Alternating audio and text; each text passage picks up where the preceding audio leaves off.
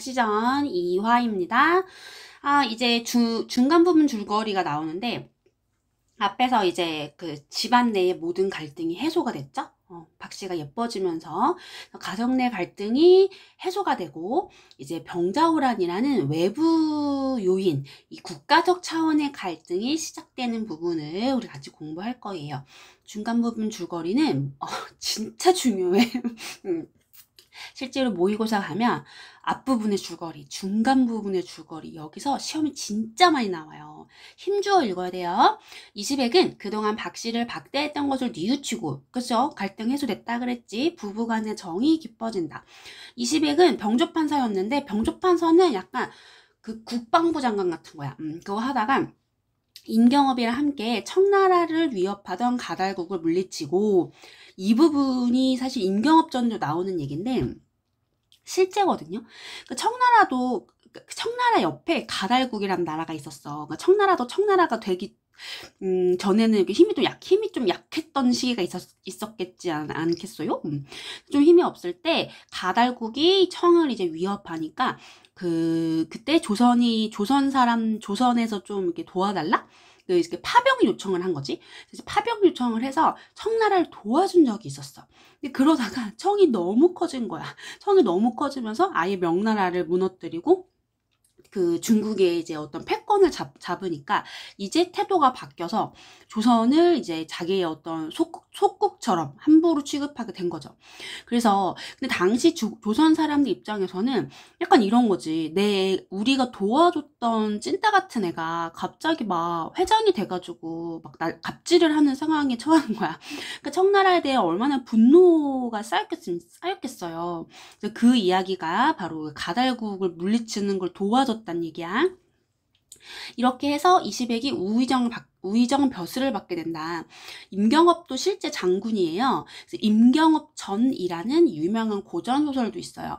그래서 이시백이랑 임경업이 실제 역사에서도 이 가달국을 무찔르러 청나라 도와주라고 출정을 했었거든요. 그래서 그리고 나서 우의정은 약간 거의 우리가 삼정승이라고 하잖아. 그죠?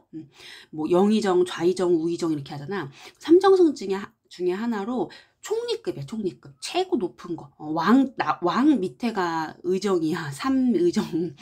자, 그런데 날이 갈수록 세력이 커진 청나라가 은혜를 잊고 조선을 침범한다. 그치? 가달국 물리치는 거 도와줬더니 이제 어디서 건방지게 조선을 침범해 임경업을 피해 동쪽으로 쳐들어온 청나라의 용골대 형제에게 조선은 속수무책으로 당하고, 이 부분은 이 박씨가 남편을 통해서 그 남편이 우의정으로 일하고 있으니까 왕한테 좀 메시지를 전달해달라고 하거든요. 박씨가 예지력이 있잖아. 그래서 동쪽으로 오랑캐가 쳐들어올 거다. 그래서 좀 동쪽에 좀 이렇게 뭐라 그래야지? 좀 국방을 갖춰야 된다? 좀 이렇게 방어를 해야 된다? 이런 메시지를 전달을 하는데 그게 좀 받아들여지지 않아요. 그래서 실제로 동쪽으로 쳐들어온 거지. 박쥐 예언대로. 임금이 무능한 거야. 이렇게 우리가 이걸 영웅소설이라고 한다 그랬잖아. 그리고 이렇게 전쟁을 다루는 걸 우리가 군담소설이라 그래요. 군인이잖아. 그래서 이런 군담소설들에서 보면은 여기서 왕이 항상 무능해. 그리고 간신에게 넘어가. 그리고 맨날 무능력해. 맨날 무능력해가지고 뭐 맨날 항복하라고 아이고 어떻게 이런 일이 그리고 하늘로 우러러 맨날 울기만 해. 해결을 못해. 그래서 이런 그 당시 어떤 지배계층에 대한 어떤 불신? 왕이 무능하다는 거에 대한 생각이 좀 이런 소설들이 다 반영됐던 것 같아요. 민중들이 소설을 썼다 보니까. 그래서 이제 실제 역사처럼 남한산성으로 인조가 도망을 갔고 거기서 항복을 하죠. 삼전도의 굴욕 이런 거 학교에서 배웠죠. 여기 용골대는 이제 청나라 장군들인데 용골대는 실존하는 인물이에요. 진짜 싸움을 잘했다 하더라고. 근데 용울대는 그냥 가상으로 동생을 만들어준 거야. 그래서 여기 그 박신의 피화당에서 용울대를 죽여버리잖아요. 개화가. 그래서 가상의 인물을 설정해서 이 박씨 가족이 죽여버리는, 용골대를 죽여버림으로써 용골대를 좀 화나게 만드는 그런 서사를 부여하고자 등장하는 인물이에요. 아무래도 실존 인물이었던 용골대를 죽이기는 부담스러우셨을 거야. 이 글 쓴 사람도. 왜냐면 너무나 살아서 조선에게 항복을 받아낸 사람을 막 개화가 죽일 수는 없잖아요. 그래서 아마 가상의 인물을 설정해서 죽인 것 같다. 그래서 이제 피하당으로 이 용울대가 쳐들어오거든? 근데 이거를 이제 박씨가 여기에 목숨을 빼앗는 거죠. 그래서 박씨랑 개화가 같이 목숨을 빼앗아요. 자, 그리고 여기가 이제 역사적 사실과 다른 내용인 거지. 자, 그러면 밑에 용골대는 항서를 받아서 한양으로 들어가요. 그때 군사가 얘기를 해요. 용장군, 즉 용울대가 여자 손을 죽었다. 이거 용울대지? 골대 아니야. 동생이야, 동생. 용골대 막 대성통곡을 하는 거야. 이거 이제 이런 걸 우리가 하늘을 바라보고 하늘을 우러러 운다. 이런 표현을 고전소설에서 진짜 많이 하거든요. 이런 거를 앙천하다, 앙천하고 통곡하다 이런 식으로 표현을 되게 많이 해요. 그래서 앙천이 뭐냐면 앙이 추앙하다 할 때 앙이에요. 우러러 보는 거야. 하늘을 우러러 보면서 너무 슬퍼가지고 이렇게 어휘 하나 외우게 해주려고 말해놨어요. 하늘을 바라보고 아주 거칠게 크게 울다 그런 거 할 때 앙천통곡 이런 말 씁니다. 근데 내가 이미 조선왕이 항복을 받았는데 누가 내 동생을 죽였어? 이제 조선 땅은 내 손안에 있으니까 원수 갚는 거 어렵지 않아. 빨리 가자. 이제 피하당으로 찾아오겠죠? 서리빨같이 군사를 재촉하여. 서리빨같이 아까 앞에서는 추상같이라고 나왔죠? 우의정의 집에 이르니, 자, 그럼 우의정이 누구야? 아까 중간 줄거리에 그 이시백이 우의정 벼슬을 받게 되었다고 나와 있었거든요. 그러니까 우의정은 이시백이다. 이렇게 연결하면서 읽어야 돼요. 나무 위에 용울대 머리가 걸려 있었어. 더 화나. 형이 화가 나가지고 막 집으로 들어가려 했는데 도원수 한유가 피하당을 심어놓은 나무를 보면서 용골대 앞을 가로막았어. 이 한유가 용골대의 부하예요. 그래서 장군 내 말 들어봐봐. 저기 앞에 사면에 나무가 있잖아. 범상치가 않아요. 마치 제갈공명의 팔군문사진과 블라블라블라와 같아요. 이게 고사인용을 하는 거잖아. 이 말이 뭔지 다 이해를 못해도 안 죽어. 왜? 이 다음에가 주제의식이 나오잖아. 함부로 들어갔다가는 큰 화를 당할 것 같소. 그죠? 이 부분이 이제 핵심적인 이 사람의 그런 말하기 주제일 거 아니에요. 그럼 앞에 있는 고사는 함부로 들어가면 큰 화를 당하게 될 거라는 어떤 그 앞에 있는 그 범상치 않은 기운들의 예가 이 고사들이 되겠죠. 장군 동생은 용울대가 여기 위험한 줄 모르고 그냥 들어갔다가 죽은 건데 누구를 원망하겠어. 장군도 옛날에 육손이 어벌포에서 제갈공명의 팔진도에 갇혀 고생하던 일을 모르지 않을 것이오. 이거 지금 다 고사를 인용하는 거죠. 여기 부분 고사 설명하는 부분 나와 있으니까 꼭 무슨 스토리인지 아셔야 돼요. 험한 곳인지 들어가지 마세요. 이것도 이제 핵심 주제지. 위에는 똑같은 말이잖아. 그러니까 피하당 함부로 들어가지 말라고 용골대를 만류했어요. 근데 우리 용골대는 성격이 급해. 다혈질이야. 참지를 못해가지고 싫은데. 그래서 내가 어떻게 동생의 원수를 갚냐 해가지고 우리가 만리타국에 나와서 비록 대사를 이루었지만 이 대사가 바로 조선의 항복을 받아낸 거. 내가 원수를 갚아야지 해가지고 다시 또 한유가 말하는 거야. 누가 말하는지 잘 봐야지. 한유가 아니 너 지금 이거 못 참고 저렇게 험한 곳에 가면은 너도 죽게 생겼어.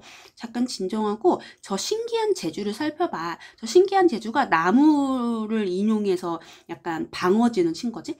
용골대가 다시 저게 뭐야 소용없어. 내가 좀 항복까지 받았는데 하면서 내가 무엇을 두려워하고 무엇을 겁내겠어. 자, 용골대의 무모함과 성급함. 그죠? 한유가 가소롭다는 듯이 이런 거 직접적 짓이지? 아니 이제 용골대 큰일 나게 생겼어. 아니 억만 4명을 데려가가지고 저 안에서 한 명 살아도 돌아올 수 없을 거야. 되게 똑똑한 사람이네. 너는 저기 혼자 들어가겠다고? 야, 너 스스로 화를 자초하는 일이야. 이렇게 식견이 부족한데 어떻게 한나라의 대장 노릇을 하겠어? 라고 용골들 비판하는 거죠. 이거 너무나 조선 작가가 쓴 소설 같지 않아? 조선의 입장에서 자꾸 용골대를 까고 싶은 거야. 용골대 부하마저 용골대를 비판하고 있어요. 용골대가 머쓱해져가지고 아예 들어가지 못하고 막 그냥 이렇게 그 군사들한테 나무 주변에 불을 지르라고 시킨 거죠. 이제 공격이 시작됐어요. 근데 갑자기 여기서부터는 이제 완전 전기적 이야기가 나오는 거야. 여기 막 구름 사이에서 막 나무가 진짜 그치? 군인으로 바뀌어서 막 소리가 청각적으로 막 현지를 진동하고 갑자기 용도 나오고 호랑이도 나오고 해가지고 오랑캐 군사들을 다 겹겹 싼 다음에 막 다 물리치는 거야. 애들이 막 다 죽어가. 산천이 무너지는 듯하다. 이런 거 다 직유하는 거죠. 여기 지금 굉장히 그 공격의 상황을 구체적으로 묘사하고 있는 부분이에요. 근데 여기서 이제 신장은 되게 그러니까 신의 장수 이런 느낌이야. 신의 장수. 그러니까 되게 인간이 아니야. 이 사람 인간이 아니야. 이 귀신 장수야. 신장도 군담 소설에 많이 나와요. 맨날 와서 도와주는 거야. 조력자지. 조력자. 도와주러 온 거지. 그래서 피어당을 지키는 지키는 귀신이죠. 근데 여기서 막 애들이 죽어. 오랑캐들 막 죽어. 그 수를 알 수가 없어. 이런 거 완전 역사의 사실과 어긋나는 스토리죠. 그 당시 민중들에게 굉장한 통쾌함, 대리만족 이런 걸 줬을 거예요. 실제 역사에서는 우리가 청나라에게 깨졌지만 문학적으로라도 이 가상의 소설 세계에서만이라도 우리가 한 번은 좀 이렇게 버럭하는 그런 장면들을 원했다는 거지. 용골대가 당황해서 도망치고 그랬더니 갑자기 하늘이 맑아지고 귀신이 없어진 거야. 그래서 이제 다시 쳐들어가려니까 이번엔 다시 또 날개가 착착착착 지쳐. 아주 가까운 거리도 분간을 못해. 그랬더니 용골대도 못 들어가지 피하다하게. 그래서 용골대의 머리만 쳐다보면서 동생아 이러겠지. 갑자기 이때 개화 등장. 아이고 이 어리석은 놈아. 용골대한테 막 뭐라 해. 그래서 네 동생 내 칼에 놀라서 혼이 되었는데 너까지 내 칼에 죽고 싶냐 이렇게. 그러니까 이제 이게 그 전에 왔을 때 박씨랑 개화랑 같이 이제 무찌르는 건데 칼을 휘두른 건 개화였거든요. 그래서 개화가 이렇게 얘기를 하는 거죠.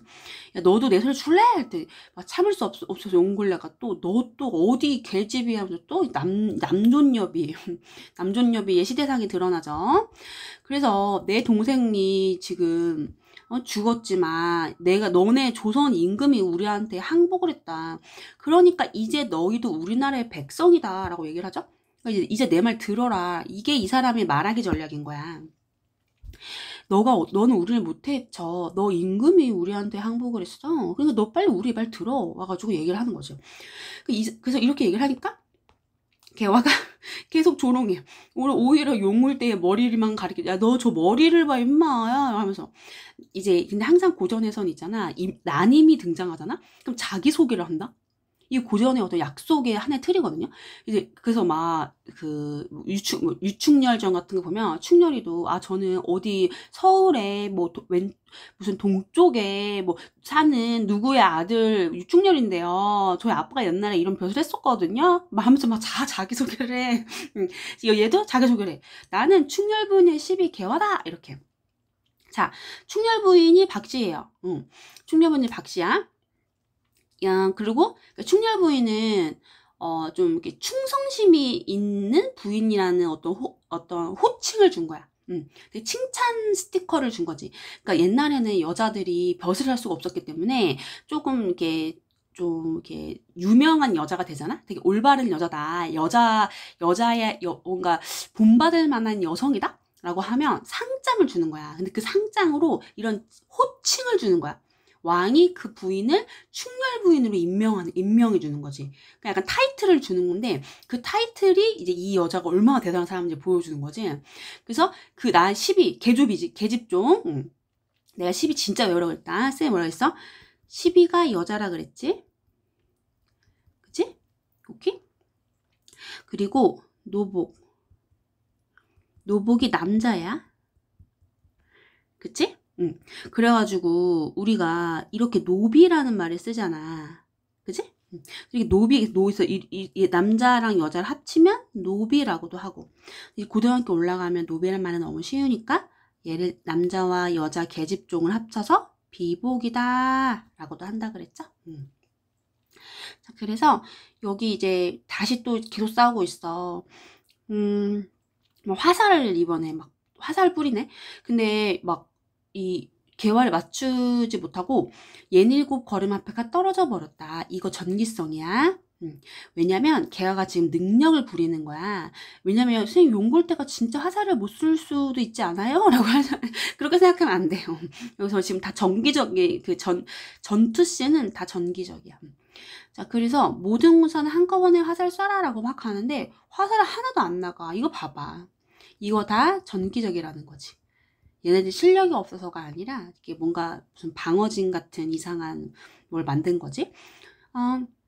근데 이제 너무 당황한 용골다가 갑자기 막 김자점을 불러. 이 김자점이 조선의 되게 유명한 간신이거든요. 이 김자점이 이 병자호란 때 실제로 막 하는 짓을 했어. 그러다가 이제 병자호란 끝나고 나중에 이 사람도 또 이제 이 사람이 타인들을 막 역적으로 몰아가지고 막 죽이고 막 이랬거든요. 김자점은 실제로 임경업 장군도 반역자로 몰았어요. 임경업 장군이 실제 역사에서 고문받다가 후유증을 돌아가시거든요. 억울합니다 하다가 이제 너무 고문받아서 돌아가셔.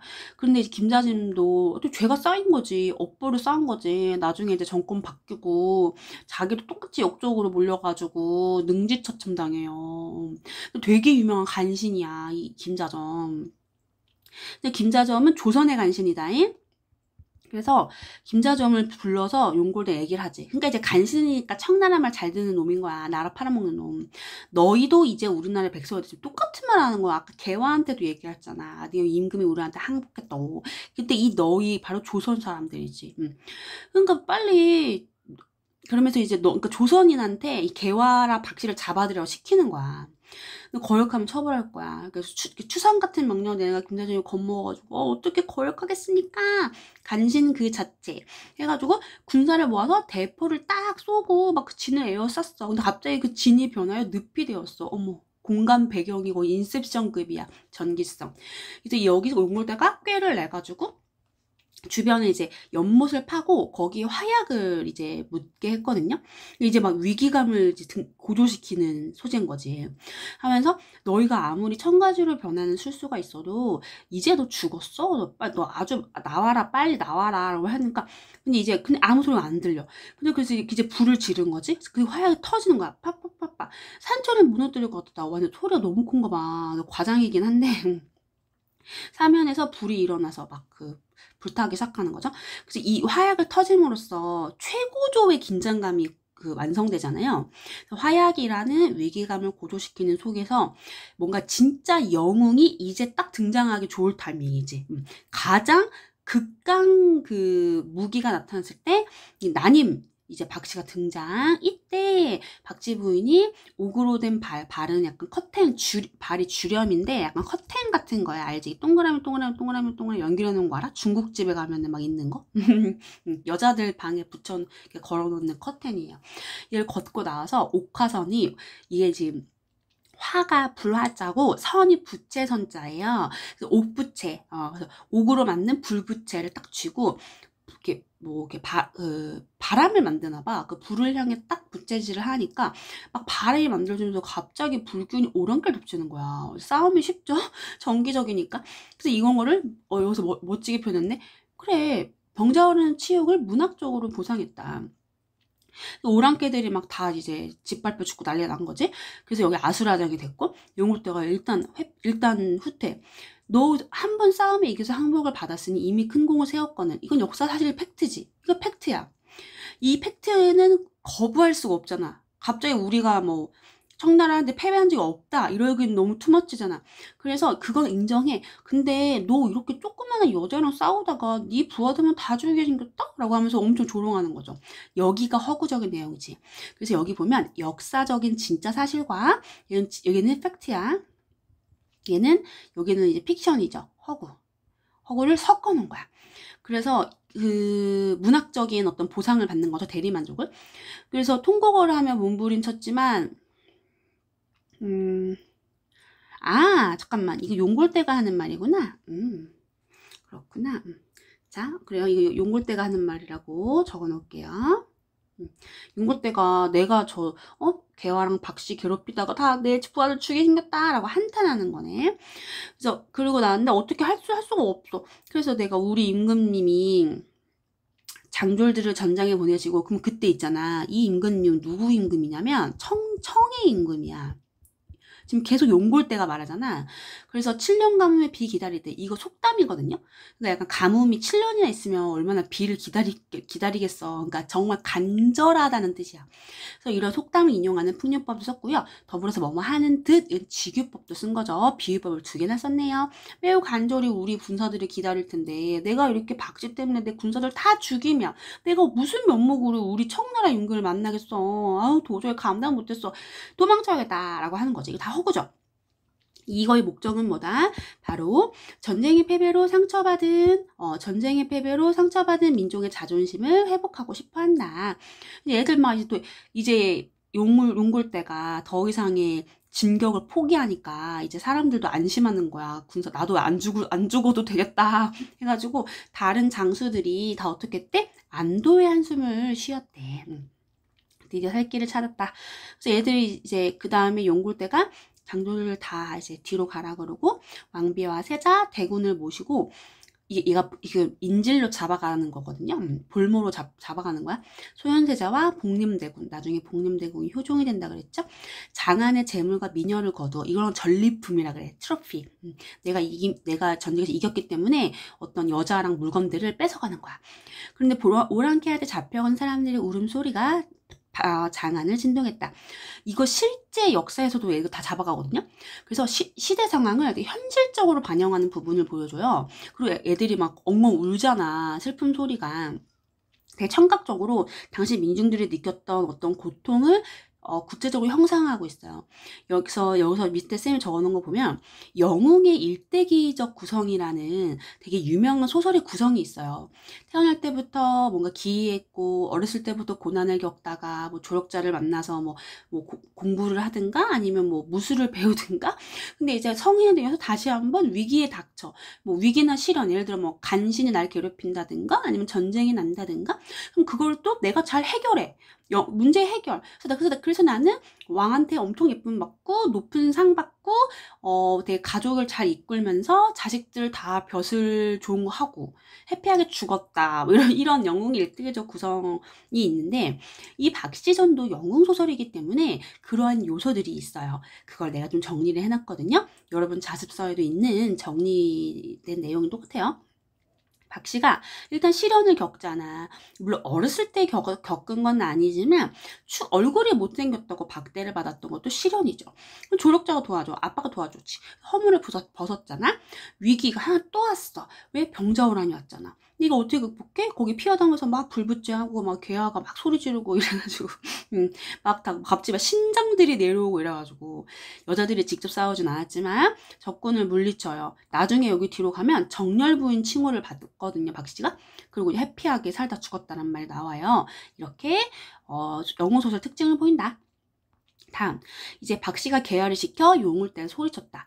야, 무식한 놈들아, 내 말 들어라. 우리는 운수가 사나워 은혜도 모르는 너희에게 패배를 당했지만 이 은혜가 바로 조선 청나라를 위협하던 가달구 물리쳐준 그 스토리 말하는 거야. 그런데 이제 너네 왕비는 데려가지 마 이런 거지. 아까 왕비랑 대군이랑 뭐 왕자랑 데려갔다 했잖아. 왕비는 데려가지 마라고 이제 한 명은 돌려달라고 하는 거야. 다 돌려달라고 할 수는 없어. 역사적으로 다른 사람들은 진짜 인질로 잡혀갔으니까. 그때 얘가 뭐 코웃음 날려. 이미 항소받았는데 뭐 말도 안 되는 소리를 해 라고 했더니 막 개화가 또 소리 질러. 이건 개화가 말하는 거다잉. 누가 말하는지 구별 잘 하셔야 돼요, 소설은. 그래서 개화가 너 진짜 왕비 데려가고 싶으면 내가 한 번 더 재주를 보여주지. 갑자기 막 술법을 부려가지고 전기적으로 막 갑자기 무지개가 나타나고 막 그 얼음이 생기고 눈이 날리고 막 애들이 움직이지를 못해. 용골대가 그제야 안 되겠는데? 라고 깨달았다. 이제부터 용골다가 얘기해. 당초 우리 왕비께서, 그럼 이 왕비는 청나라 왕비지. 우리 왕비도 예지력이 있었나봐. 미리 말한 거야. 너 거기 장안 들어가면 신인이 있어. 신 같은 사람이 있거든. 너 그 사람, 그리고 20액의 후원 들어가지 말라 그랬다? 뭐야? 20액의 후원 딱 들어갔잖아. 피화당이 어디 있었어? 피화당이 20액의 후원에 만들었다고 했잖아. 근데 거기 들어가지 말라 했는데 진짜 그 말이 맞네? 라고 한 거지. 한거 왕빈 말 왜 안 듣냐, 용골대야. 그래서 얘가 이제 부인한테 잘못을 빌어서 내가 고국으로 청나라로 돌아가야겠다라고 태도 변화를 딱 결심한 거죠. 여기 보면은 당시의 시대 상황과 소설의 내용 차이 보세요. 시대 상황, 청나라 전쟁으로 다 죽었어. 엄청 포로로 잡혀갔어. 갑질 겁나 당했어. 소설은 어떻게 돼? 박씨가 용골대를 물리쳐 대리만족 줘. 또 패배한 전쟁이긴 하지만 그나마 조금이라도 어떤 문학에서 그런 치욕을 보상받고 싶어 하는 심리가 담겨 있다. 자, 다음. 용골대가 갑옷을 벗고 창칼을 버린 뒤 무릎 꿇고 애원하였다. 어씨, 너무너무 저자세로 빈다잉? 이거 허구죠? 실제 아니에요. 그래서 소장이, 자, 이런 소장이란 말 보면 이때 아까 우리가 소인이란 말 했잖아. 마찬가지로 이 장이 장수거든? 장수? 그러니까 작은 장수란 말이야. 이것도 결국 나를 겸손하게 표현하는, 나를 낮추어 표현하는 높임법이에요. 그래서 제가 여기저기 다 다니다가 조선까지 왔는데 제가 무릎 꿇은 적은 없어요. 그런데 박신이 앞에서 무릎을 처음으로 꿇어요. 내가 박신 말 들어서 왕비는 안 데려갈게요. 제발 가게 해주세요. 라고 하니까 그제야 박씨가 보내줘. 내가 원래 너희 다 죽여버리려 했어. 그런데 내가 원래 사람 죽이는 걸 별로 안 좋아하니까 내가 용서해 줄게. 왕비는 놓고 가. 대신에 너네가 꼭 세자와 대군을 모시고 인질로 잡아가야 되면 하늘의 뜻이니 거역하지 못하겠다. 이게 다 실제 역사에서 세자와 대군을 인질로 잡았고 왕비를 데려가지 않았기 때문에 그 상황의 원인을 왜곡하는 거야. 그죠? 박씨가 왕비는 놓고 가라고 해서 놓고 간 것처럼 왜곡하는 거죠. 그리고 여기서 또 계속 나오는 운멸로또 사고 계속 나오죠. 그리고 너네 부디 조심히 모셔가라 명령도 하고, 그리고 나서 그렇게 하지 않으면 신장과 갑옷 입은 군사를 몰아 너희 다 죽이고 너희 왕을 잡아서 분풀이를 할 거야. 나는 앉아 있어도 모든 걸 다 할 수 있다. 박씨의 비범한 능력을 막 알려주는 거지. 내 말 명심하라 명령. 그제서야 오랑캐 병사들이 황급히 막 빌고. 근데 이제부터 태도가 진짜 공손해진다? 말씀드리기 황송하오나 뭐야 왕한테 말하는 거야? 이렇게 갑자기 용골대가 높임말을 쓰잖아요. 굉장히 공손한 태도를 보이죠? 문학에서 이런 건 굉장히 많이 나와요. 인물의 태도가 변화했다. 이거는 시험 단골이거든요. 그럼 인물이 태도가 변화했다는 걸 어떻게 소설에서 알려줄 것인가? 그건 존댓말을 안 하다가 갑자기 너무 높임말을 쓰기 시작하면 태도의 변화를 확실히 보여줄 수 있는 거야. 아까까지는 박씨를 무시하다가 너무 막 돛을 잘 부리니까 이제 막 아이고 뭐 이렇게 하는 거지. 근데 모든 인물은 무언가 자기가 원한 욕망이 있어요. 근데 이 용골대의 욕망은 동생의 머리인 거야. 아니 시체를 가져가야 어디를 묻어줄 거 아니야. 그래서 제발 우리 동생의 용골대라네? 용울대지. 좀 잘못 썼네. 동생 용울대의 머리를 주면 이게 바로 용골대의, 그러네. 선생님이 이거 용골대의 소원이라고 했었네. 용골대의 소원은 용울대의 머리를 받는 거야. 부인의 태산 같은 직위법. 은혜를 잊지 않을 거예요. 이 태산이 중국에 있는 큰 산이에요. 근데 박씨가 너 싫은데? 하면서 막 고사를 인용해요.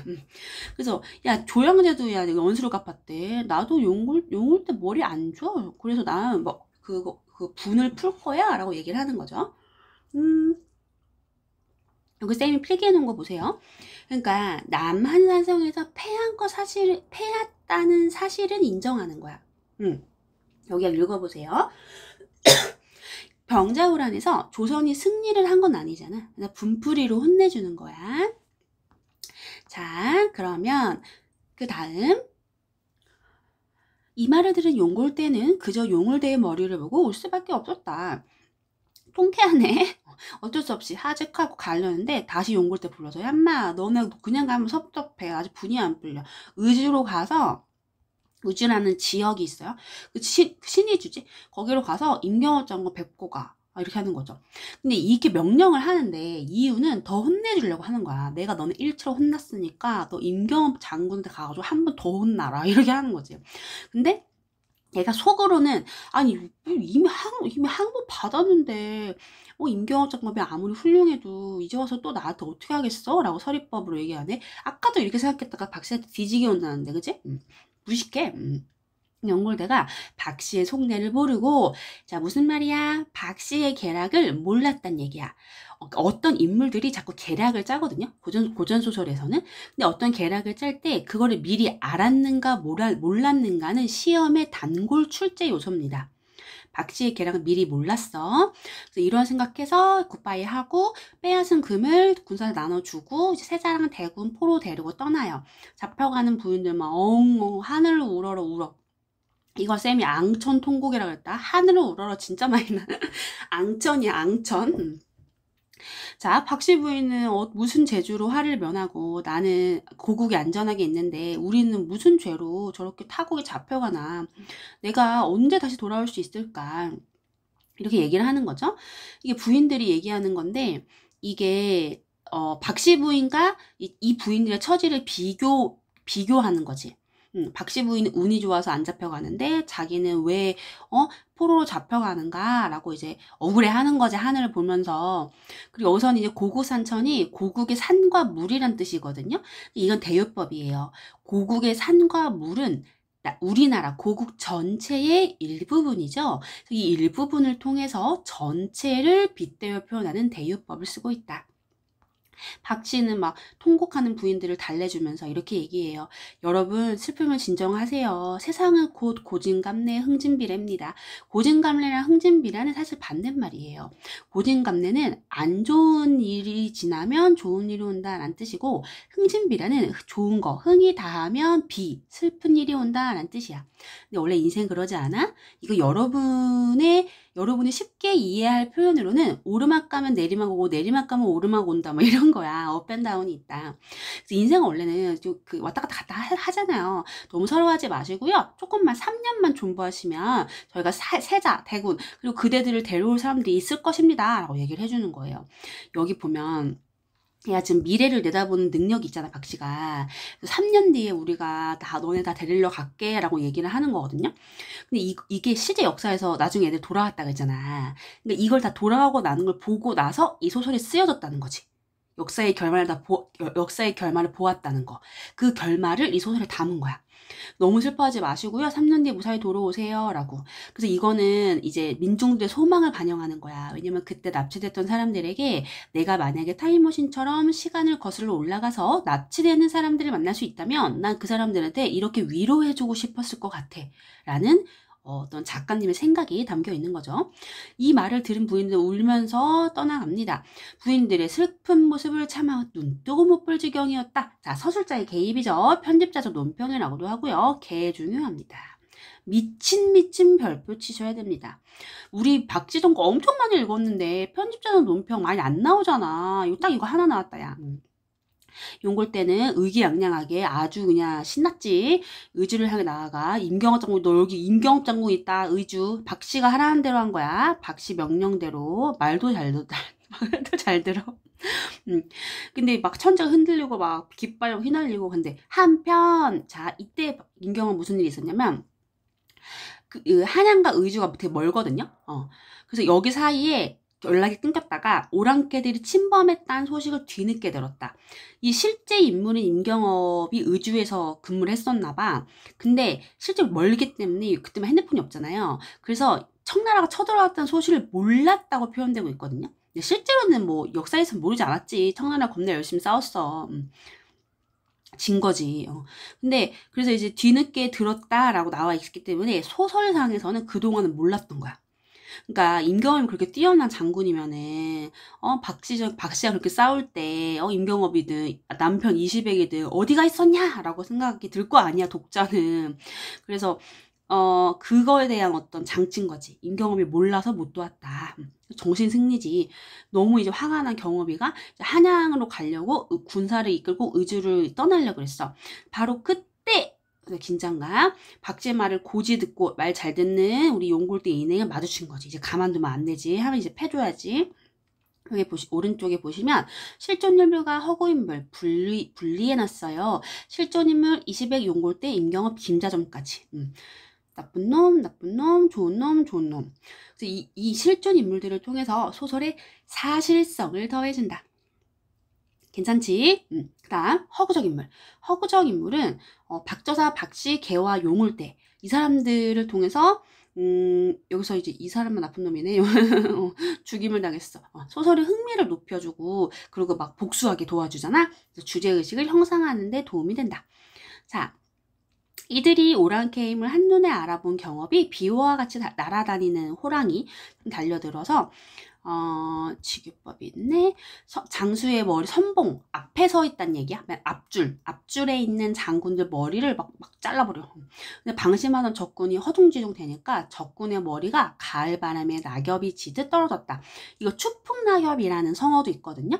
그래서 직유법이네. 얼마나 싸움을 잘하시냐. 한유와 용골대는 그제야 박씨의 계책에 빠져든 것을 알고. 그러니까 쌤이 뭐가 중요하다 그랬어?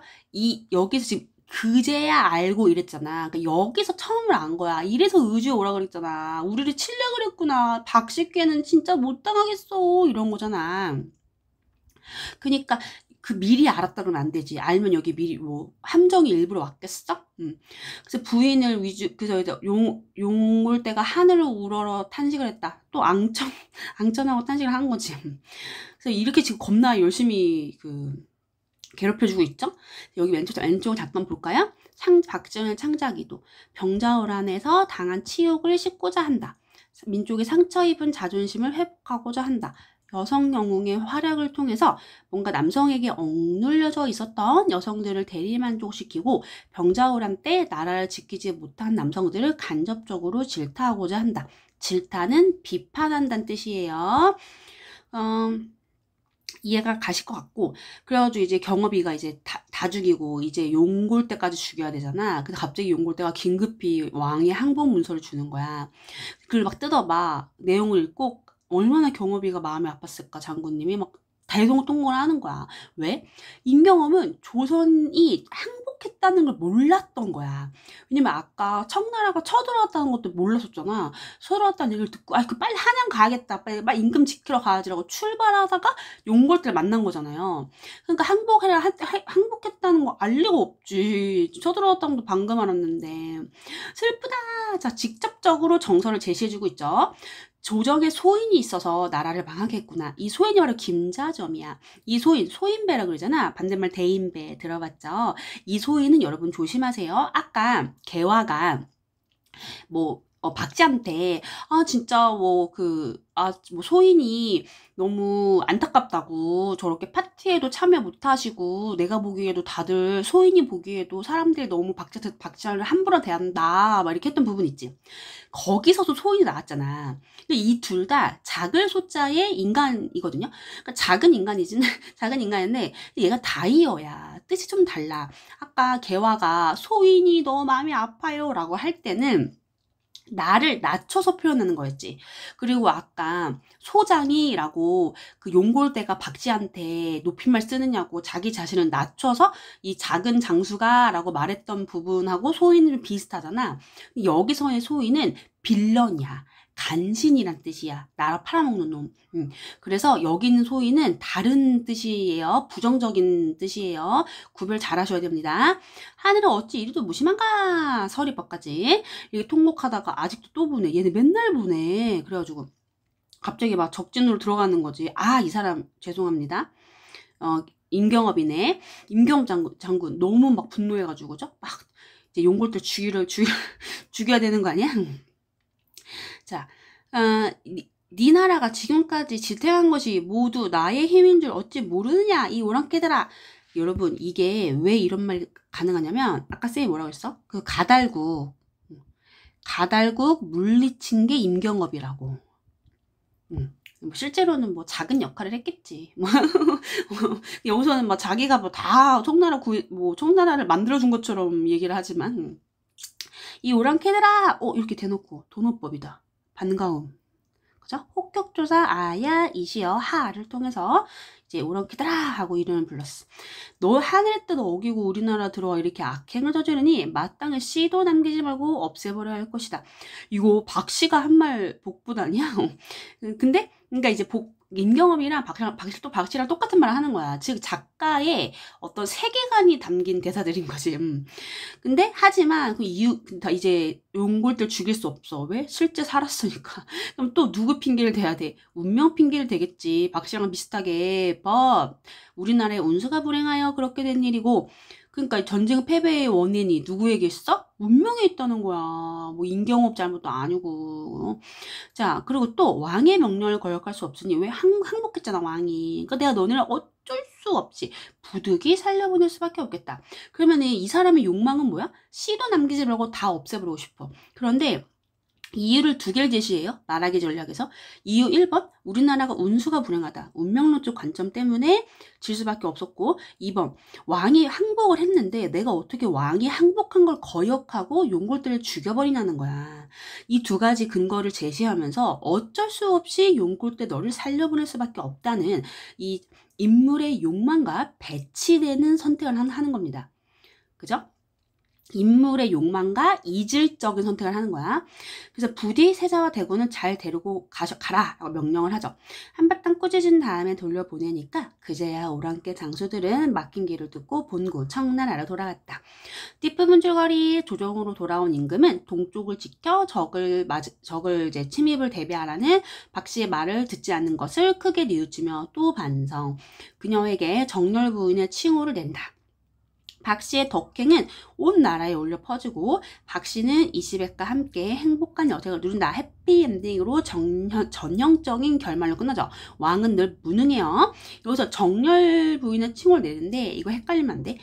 얘가 지금 병자호란을 겪으면서 정렬 부인이란 칭호를 받은 거잖아. 병자호란 전에는 충렬 부인이었어. 그러니까 충렬부인이라는 호칭이 있었는데 여기가 이제 호란을 겪으면서 여기다가 뭐가 또 플러스가 된 거야? 정렬까지 플러스 된 거야. 좋겠는데? 칭찬 많이 받았는데? 근데 이 정렬부인은 춘향전에서도 춘향이 받은 칭호가 정렬부인이에요. 정조가 있고 지조가 있고. 그래서 벼슬은 따로 못 주니까 칭호라도 하사했던 거지. 그러니까 당시 여자들이 이룰 수 있는 건 사실 무슨 우의정이 되거나 그럴 수가 없잖아. 그래서 이렇게 나라에서 무슨 부인의 호칭을 받아. 그러면 그게 최고의 해피엔딩인 거야. 아시겠죠? 자, 여기 핵심 정리 좀 가볼게요. 왼쪽에 표 보세요. 자, 고전소설, 역사, 군담소설, 영웅적, 역사적, 정기적, 조선 후기, 병자호란, 인조때고요. 주제, 박씨 부인의 영웅적 기상과 재주. 특징, 여성 주인공을 통해 여성의 능력을 부각하고 남성 중심 사회를 비판하여 당시 여성들에게 대리만족을 느끼게 했다. 허구적 인물이 주인공이지만 역사적 실존 인물들이 좀 섞여서 등장해서 사실성을 부여한다. 병자호란 패배라는 역사적 사실을 승리라는 허구로 바꿔서 상처를 보상받고자 하는 민중의 소망을 담았다. 아시겠죠? 학습활동 전체 스토리입니다. 이게 너무 쉬우니까 여쌤이 따로 필기하는 것만 볼까요? 박시전은 한계점이 있다 그랬지? 홍계월전하고 비교를 고등학교 가면 되게 많이 해요. 큰 차이가 뭐냐면 박시전은 자기 집에서만 싸워. 자기가 이 세상 밖으로 나가서 막 싸우지 않잖아. 피하당에서만 싸우잖아. 근데 홍계월은 자기가 직접 남장으로 갈아입고 자기가 막 출정해가지고 전쟁을 하거든요. 그러니까 더 진취적인 여성인 거지. 다음, 박씨는 굉장히 남편을 존중하고 남편도 하도 안 내고 되게 유교적인 마음이 넓은 여인상이에요. 근데 홍계월은 실제로 그 전쟁에 나갔을 때도 그 남편보다 계급이 높아. 그래서 남편이 근데 자존심 상해. 그리고 얼마나 기센 여자인지 남편의 첩이 있었다? 기생? 그냥 건방지다고 죽여버려 그냥. 어디서 내 남편을 막 이렇게 아주 죽여버려. 이런 할 말 다 하는 좀 진취적인 적극적이고 진취적인 여성상을 홍계월이 보여준다는 거죠. 박시점도 완벽하다고는 볼 수 없으니까 그런 한계점까지도 더 깊이 알아두는 차원에서 말씀드렸고요. 각 인물들에 대해서 그 캐릭터 설명을 하고 있어요. 꼭 읽어보시고 학습활동에서 항상 시험이 나오잖아. 그리고 다음 박쥐의 뛰어난 능력, 즉 전기적 요소가 드러난 부분들을 찾으란 얘기겠죠. 그리고 이야기 흐름을 바꾸는 계기, 여기서는 이제 갈등이 있다가 갈등이 해소가 되는 사건을 말하는 거죠. 그리고 창작 의도, 여기 보면 역사 시간에 배운 거랑 좀 다른 것 같아 라고 하면서 그래서 여기 결국 이게 둘 다 박시전은 시대를 담고 있다는 거야. 시대적인 상황.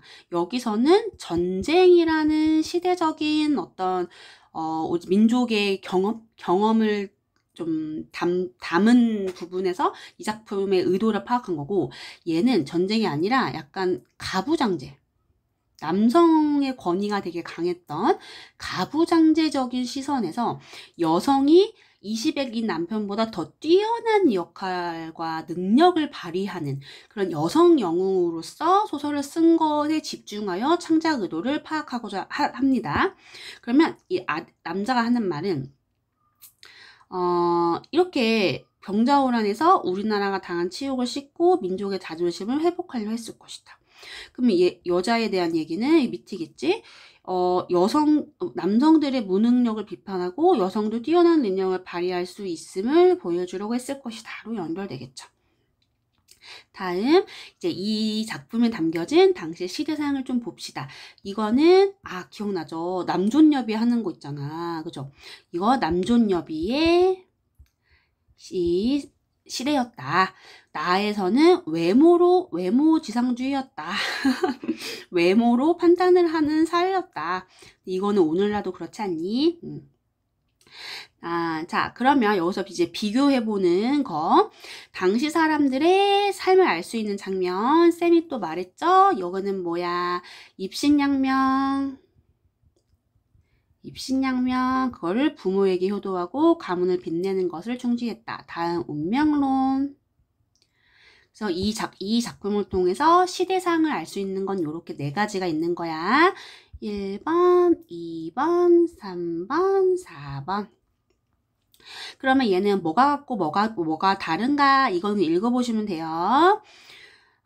그래서 이거를 이제 학습활동으로 메시지랑 엮어서 생각을 해보자. 이런 문제 재밌지. 지금 오늘날 뉴스인데 직장 내 차별 금지를 법으로 만든 거야. 근데 왜 이런 법을 만들었겠어, 우리나라에서? 차별이 여전히 있는 거야. 차별이 여전히 존재. 이 뉴스에 따르면 여러분이 어떻게 느끼실지 모르지만 다음 성형외과 광고, 여기서는 이제 뭐가 중요한 거야? 여전히 외모가 중요한 거야. 여전히 외모가 진짜 중요한데? 자, 다음 여기 그 메시지 볼까? 요즘 우리 사회를 보면 어떤 생각이 드나요? 라고 박씨랑 가상으로 토킹하는 거야. 여성이 각 사회에 진출해서 자기 능력을 펼칠 수 있는 건 부러워요. 나도 오늘날 태어났으면 관직을 할 텐데. 그렇군요. 이건 뭐야? 변화된 내용인 거야. 과거랑 조선이랑 지금이랑 다른 내용. 근데 안타까운 건 뭐예요? 오늘날의 그죠?